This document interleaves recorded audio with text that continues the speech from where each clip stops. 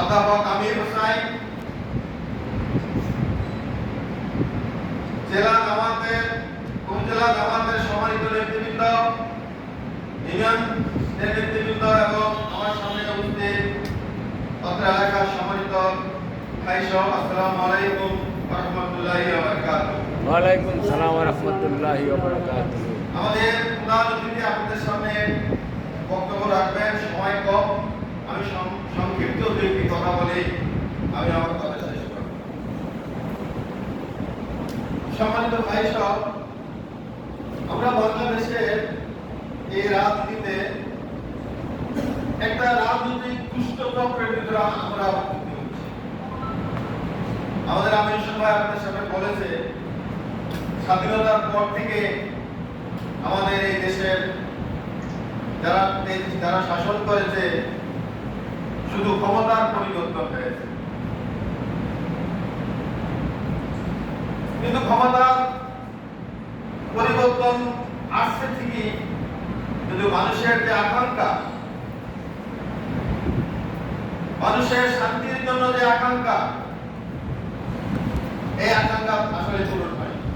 আপনারা লক্ষ্য করেছেন পূর্বে বিগত 16 বছরে যারা দেশ শাসন করে গিয়েছে, তারা এই দেশের মানুষকে কিভাবে শাসন করেছে আপনারা এটা অবশ্যই অনুভূতি করেছেন।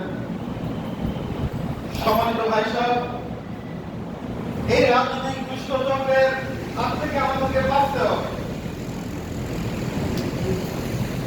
যারা প্রচলিত রাজনীতি করছে এদেশে, আওয়ামী লীগ, বিএনপি, জাতীয় পার্টি, বড় বড় দল বলতে আমরা এই তিনটাকেই বুঝে থাকি এবং তারাই পর্যায়ক্রমে দেশ শাসন করেছে। এই নির্বাচন আসলে আমরা কি দেখি? দেখা যায় তাদের দলের ভিতরে এই নির্বাচনের প্রার্থী হওয়ার জন্য দৌড়ঝাঁপ করে, এক এক এলাকায় 4-5 জন করে প্রার্থী থাকে। কেন্দ্রীয় নেতৃত্বের সাথে এগুলার বোঝাপড়া করে, টাকা যে বেশি দিতে পারে তাকে সেখানে মনোনয়ন দেওয়া হয়।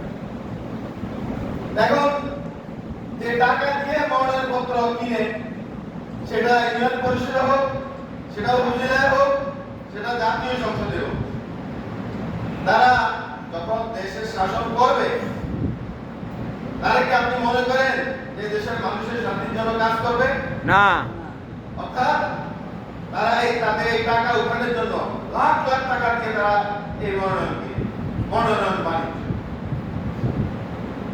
সুতরাং এই রাজনৈতিক দুষ্ট চক্র থেকে, এই সিন্ডিকেট থেকে আমাদের কিন্তু আসলে বাঁচতে হবে। এদেশের মানুষ গভীরভাবে চিন্তা করে না, নগদ স্বার্থটাকে বড় করে দেখে, যার কারণে আমরা এই রাজনীতির বর্তমানে প্রচলিত রাজনীতি, ব্যবসায়ী রাজনীতি, অর্থাৎ রাজনীতি হলো একটা ব্যবসা।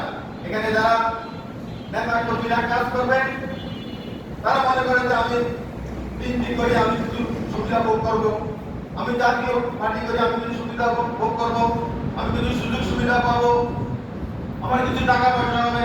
এইভাবে দেখা যায় যে তারা এই রাজনীতির পিছনে, এই চক্রের ভিতরে ঘুরতে থাকে। সম্মানিত ভাই সব, আমরা যতদিন পর্যন্ত এই দুষ্ট চক্রকে এই দেশ থেকে আমরা উৎখাত করতে না পারবো, ততদিন পর্যন্ত এই দেশে শান্তি হবে না।